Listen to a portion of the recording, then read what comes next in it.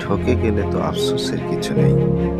কারণ ঠকার জন্য নিজের মধ্যে অনেকগুলো গুণ থাকা লাগে। এই যেমন ভালো মনের মানুষ হওয়া লাগে, ভালো চিন্তা ভাবনার মানুষ হওয়া লাগে, মানুষকে মন থেকে বিশ্বাস ও ভালোবাসতে জানা লাগে। আর ঠকানোর জন্য